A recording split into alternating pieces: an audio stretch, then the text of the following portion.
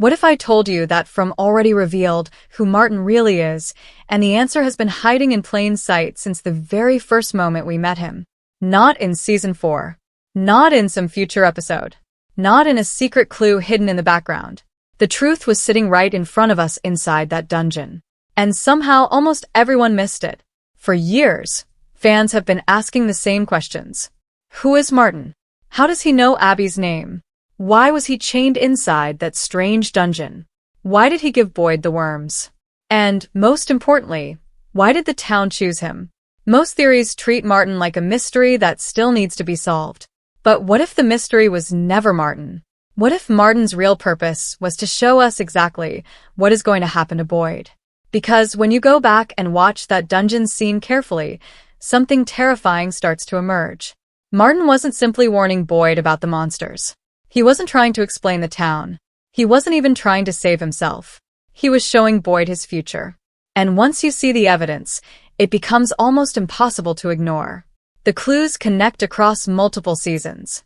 The dialogue suddenly means something different. And one forgotten scene reveals a truth that could completely change how we understand the entire story. Because Martin may not be a random victim at all. He may be the final stage of what this town does to the people it chooses. And if that's true, then Boyd's story may already have an ending. Let's start where it all began. The first thing most people remember about Martin is the dungeon. Boyd climbs out of that well and finds a man who looks like he has been trapped for years. He's weak. He's chained to a wall. He's surrounded by skeletons. And naturally, everyone assumes Martin is just another victim. But the moment you slow down and really listen to what happens, that explanation starts falling apart. Think about Martin's very first words. He doesn't ask Boyd for help. He doesn't ask who Boyd is. He doesn't even ask where he came from. Instead, Martin asks a very strange question. Are you real? That line sounds simple at first. But when you think about it, it raises a huge problem. Why would a prisoner ask that? Imagine being trapped alone for years. If someone suddenly appeared, your first reaction would probably be relief. You would want help. You would want answers. Martin doesn't react that way at all. It's almost like he's seen people appear before. Almost like he's not surprised that someone has arrived. Almost like he's been waiting. And that completely changes the scene. Because if Martin was expecting someone, then Boyd didn't accidentally find him. Boyd was supposed to find him. The dungeon wasn't random. The meeting wasn't random. The timing wasn't random. Everything feels planned. Then there's another detail that becomes even harder to explain. Martin knows Abby. And not just her name. He knows something deeply personal about her. Something that should have been impossible for a stranger to know. The moment Martin mentions Abby, Boyd immediately freezes. You can see the shock on his face. Because Abby wasn't just another resident of the town. She was Boyd's wife. Someone connected to his deepest pain. Someone whose death still haunted him. Yet Martin somehow knows exactly which wound to touch. And here's the disturbing part. He brings her up at the perfect moment. Right when Boyd is vulnerable. Right when emotions are running high. Right when Boyd's attention is completely focused on him. That's not random conversation. That's precision. It's as if Martin already understands Boyd before they've even met. And that raises a terrifying possibility. What if Martin wasn't learning about Boyd in that moment? What if he already knew him? The deeper you look at this scene, the stranger Martin becomes. Because he doesn't behave like a man trapped in a nightmare. He behaves like a man carrying out a responsibility. Almost every line he speaks feels intentional. Every question matters. Every warning matters. Every action pushes Boyd toward something. And eventually, we reach the moment that changes everything. The blood transfer. Most fans see this as the moment Martin infects Boyd. The moment the worms move from one person to another. A curse being passed forward. But what if that isn't what was really happening? Because when Martin says, "My blood is your blood now," he doesn't sound scared. He doesn't sound desperate. He sounds certain. Almost ceremonial. Almost like a ritual. Like someone completing a process that started long before Boyd arrived. And if that's true, then Martin wasn't simply passing on an infection. He was passing on something much bigger. A role. A burden. A responsibility. Something the town needed someone else to carry. The question is, why Boyd? And once we start looking at the answer, the similarities between Boyd and Martin become impossible to ignore. The answer may be hiding in something the show has been quietly repeating since the very beginning. From is built around cycles. Not identical people. Not identical events. Cycles of roles. The same functions appear again and again, carried by different people across different generations. Once you recognize that pattern, Martin starts looking very different. Think about Boyd for a moment. What makes Boyd different from everyone else in town? It's not strength. It's not intelligence. It's not luck. It's responsibility. Boyd is always the one carrying the weight of everyone else. When people panic, Boyd steps forward. When people lose hope, Boyd keeps going. When impossible decisions need to be made, Boyd is the one force to make them. He's the protector, the leader, the person holding the entire town together. And here's the interesting part. Martin appears to have been exactly the same kind of person. The show quietly gives us clues. The biggest one is easy to miss. The Marine connection. When Boyd notices Martin's military tattoo, the scene doesn't spend much time explaining it. But From rarely includes details for no reason. Why make Martin a Marine? Why give him a background that mirrors Boyd's? Why create such a specific connection between two characters who supposedly have nothing to do with each other? Because the show wants us to compare them. Both men are protectors. Both men are willing to sacrifice themselves. Both men carry enormous burdens. And both men seem incapable of walking away when others need them. That's important because the town appears to exploit exactly those kinds of people. The town doesn't choose selfish people. It doesn't choose cowards. It chooses people who will keep fighting no matter how much pain they're forced to endure. People who refuse to quit. People exactly like Boyd. And possibly people exactly like Martin.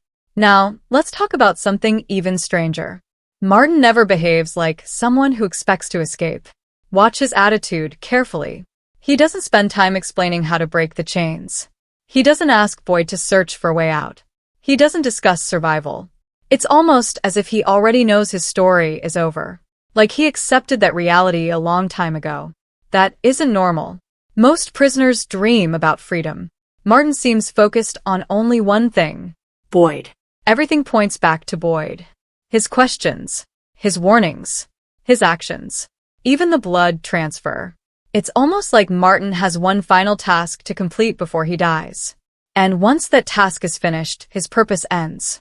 That idea becomes even more interesting when we look at what happened after Boyd left the dungeon.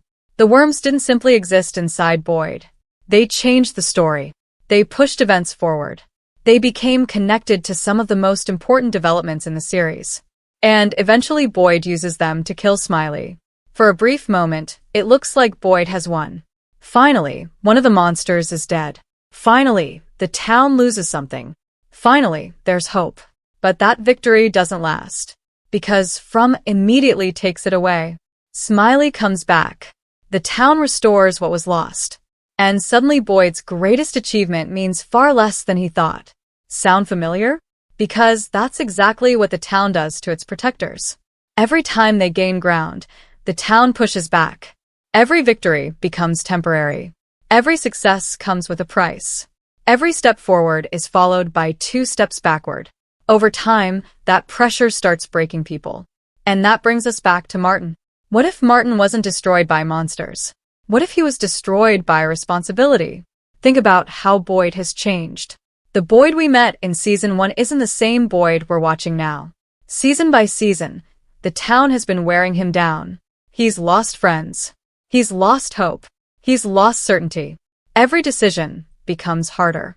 Every sacrifice becomes heavier. Every failure cuts deeper. The town isn't attacking Boyd's body. It's attacking his spirit. And that's exactly why Martin matters. Because Martin may be showing us where that road ends. A man who once fought for everyone. A man who once carried hope. A man who once believed he could protect people. Reduced to a broken figure chained inside a dungeon. Not because he was weak.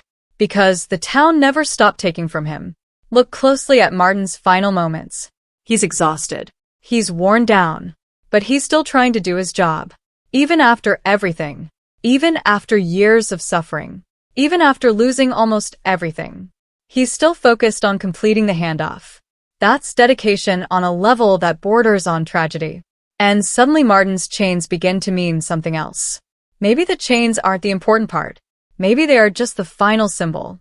Because long before the physical chains appeared, Martin may have already been trapped. Trapped by responsibility. Trapped by duty. Trapped by the belief that protecting others mattered more than saving himself. That sounds a lot like Boyd. And that's where the theory becomes genuinely frightening. Because Boyd is already showing signs of following the exact same path. The town continues giving him impossible choices. It continues forcing him to carry burdens no one else can handle. It continues isolating him, little by little, season after season. The process looks familiar. Almost like we've already seen the ending. Almost like the dungeon wasn't introducing Martin. It was introducing Boyd's future. And once you start viewing the story through that lens, another mystery suddenly makes sense. Why did Martin seem so desperate for Boyd to understand? Why did he push information at him so urgently? Why did he seem determined to prepare Boyd for something? Because maybe Martin wasn't warning Boyd about monsters. Maybe he was warning Boyd about becoming him. And if that's true, then the most important clue isn't the worms. It isn't the dungeon. It isn't even the blood. It's the fact that Martin recognized exactly what Boyd was becoming the moment he saw him. Because Martin had already lived it. And what he saw standing in front of him wasn't a stranger. It was the next man chosen by the town. And now we get to the detail that completely changes everything. Because if Martin was simply another victim, then one question still remains unanswered. Why was he kept alive? Think about it. The town kills people all the time. The monsters kill people. The forest kills people. The place is filled with death. So, why would Martin be different? Why would someone be chained inside a dungeon for what appears to be years, maybe even decades, without being allowed to die? That doesn't sound like punishment. It sounds like preservation. Almost as if something needed Martin alive. Something needed him waiting. Something needed him there when Boyd arrived. And if that's true, then Martin's existence was never random. It was necessary. The dungeon wasn't a prison. It was a waiting room. A place where the previous protector remained until the next protector appeared. Suddenly, everything starts connecting. Martin wasn't trying to survive. Martin was waiting for his replacement. That's why his focus remained on Boyd. That's why the blood transfer mattered. That's why he seemed prepared for the encounter. Because from his perspective, the moment had been coming for years. Maybe even longer. And here's the most disturbing part. The town appears to operate through succession. Every role gets replaced. Every cycle continues. Every function gets passed forward. Not because people choose it, because the town chooses for them. We've already seen evidence of this pattern everywhere. People arrive. People suffer. People fail. Then new people arrive. The cycle continues. Again and again. Generation after generation. The town survives because the roles survive. And if that's how the system works, then Martin represents something terrifying. He represents the final stage. The end result. The completed version of what the town does to its chosen protector. Look at Boyd's situation right now. He's exhausted. He's carrying more pressure than ever. The people around him are starting to question him. His confidence isn't what it used to be. His victories keep disappearing. Every season takes something from him. His hope. His certainty. His strength. His relationships. Little by little. Piece by piece. The process never stops. And that's exactly what makes Martin so important. Because Martin shows us where that process leads. Not immediately. Not in one episode. Not through a single tragedy. But through years of loss. Years of responsibility. Years of impossible decisions. Until eventually the person holding everyone together becomes the person who can barely hold himself together. That may be what happened to Martin. And that may be what's happening to Boyd right now. Think about Martin's final request. He begs Boyd to kill him. For years, many fans interpreted that scene as a man desperate to escape pain. But what if it means more than that? What if Martin wasn't asking for mercy? What if he was asking for release? Those aren't the same thing. Mercy is about suffering. Release is about responsibility. A man can endure pain, but carrying an impossible burden for years can destroy something much deeper. Maybe Martin wasn't tired of being alive. Maybe he was tired of being the protector, tired of being the person the town depended on, tired of fighting a battle that never ends, tired of watching people suffer while being unable to stop it. If that's true, then Martin's death wasn't the end of his story. It was the completion of his assignment. The moment the responsibility finally moved to someone else. To Boyd. And suddenly one line becomes far more important than anything else Martin says. My blood is your blood now. Most viewers focus on the worms. But maybe the worms were never the point. Maybe the real transfer was symbolic. A passing of responsibility. A passing of purpose. A passing of the role itself. The words sound less like an infection, and more like an appointment, a ceremony, a declaration. The moment one protector becomes another. And if that's what happened, then the scene isn't about Martin at all. It's about Boyd. The entire encounter exists to mark the beginning of Boyd's final journey. A journey that Martin already completed. That's why Martin feels so different from every other mystery in From. The show isn't hiding who he is. It's showing us who he is. The clues are right there. The military background, the responsibility, the sacrifice, the isolation, the suffering, the transfer. Everything points toward the same conclusion. Martin was the previous protector. The man who carried the burden before Boyd. The man who fought the town before Boyd. The man who lost everything before Boyd. And that's exactly why his story matters. Because Martin isn't just a character. He's a warning. A glimpse into the future. A message sent forward through the cycle. Every time Boyd makes another impossible decision, Martin's shadow gets a little closer. Every time Boyd sacrifices himself for the town, Martin's story becomes more relevant. Every time Boyd refuses to quit, he takes another step down the same road. The real horror isn't that Boyd might die. The real horror is that he might survive long enough to become Martin. And when you look back at that dungeon scene with that idea in mind, it suddenly feels completely different. You're not watching a random encounter. You're watching the town reveal its plan. You're watching the previous protector meet the next one. You're watching a role being passed from one man to another. And you're watching Boyd receive a future he doesn't even realize has already been chosen for him. That's why Martin remains one of the most important characters in the entire series. Not because he explained the mystery. Not because he solved the puzzle, but because he showed us the ending long before we knew what story we were actually watching. The town didn't introduce Martin to reveal the past. It introduced Martin to reveal the future. And if this theory is correct, then one day Boyd won't be trying to understand Martin anymore. One day, Boyd will become him. And when that moment finally arrives, we'll realize the truth. From already told us exactly who Martin was. The only reason nobody noticed is because we were too busy asking the wrong question.